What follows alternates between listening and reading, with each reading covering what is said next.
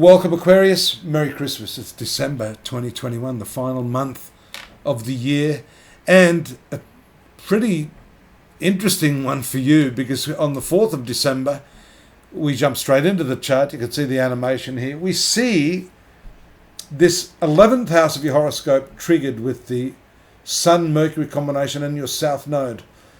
The Moon enters into that zone on the 3rd, and on the 4th makes that important eclipse in your zone of friendships, social activities, and life aspirations. A lot of people aren't aware that the 11th house dominates your desire nature, along with the 3rd house.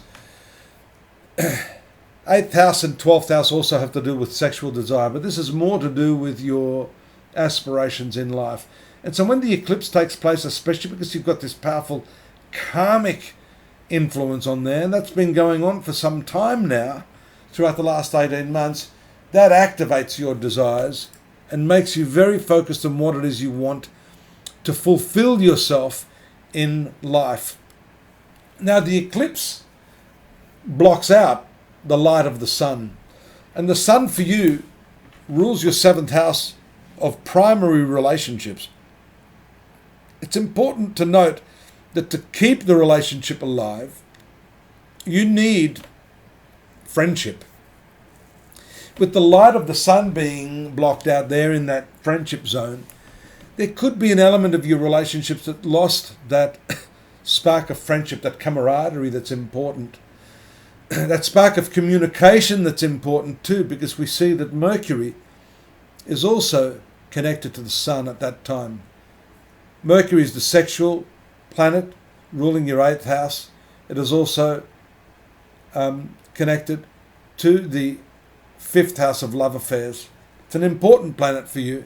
And so there's an intimate link between the 5th ruler here and the 7th ruler. This has everything to do with the quality of your relationships. You'll notice also that on the 14th, a simultaneous aspect, Mars, which is the career planet, moving into the conjunction with the South Node, along with the transit of Mercury, the planet of love and communication, to your 12th house. So this is a spiritual area of your horoscope. It's also a hidden area of your horoscope. This is where all the shit is buried. This is where all the stuff from your past is festering. And if you don't deal with that shit, it's more or less going to come out to bite you on the rear end. So you have a call to action here, Aquarius. You have an opportunity to look at this stuff. Don't turn away from it. You can't, because look, the natural planet of love, Venus, moves into its retrograde motion on the 18th of December. It takes a few days while it's stationary. It apparently stops and then starts its retrograde motion. You can see it there. Around the 20th, you'll start to feel the impact of that. And look at the power play that's going on there with Pluto. In this 12th house, Mercury's moving in. It's going, I'm coming to have a talk to you about what's going on here, right? Look at that. I love the way these planets play. And then if that's not enough, the marital planet, the sun, goes, yeah, I'm gonna second that. I'm coming in to have a bit of a word with you as well.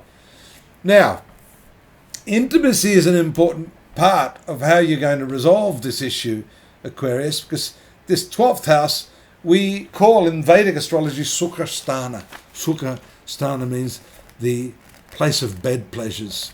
Yeah, Western astrologers take that 8th house. But there you've got the moon moving into the 8th anyhow, in a trine aspect to Venus, squaring that Mars, very passionate, very impulsive. Often the way to resolve some of that stuff, especially if it's a relationship issue, is to love it out, you know. Pillow talk it out, make some love, talk it out, have some fun, and break down those barriers and talk about the past, because this has a lot to do with the past and what's going on. And as I said, the North Node is dominating that 5th house area of your love affairs, Gemini, and that is having an impact on how you express yourself. Your ruler, well, Westerners call it your co-ruler, is there in the sun sign, still making its way through, creating more of a conservative attitude in terms of the way that you are looking at other people, and in particular the way that you're looking at your relationship. You need to just get back to your real self, break down those barriers, have a bit of fun.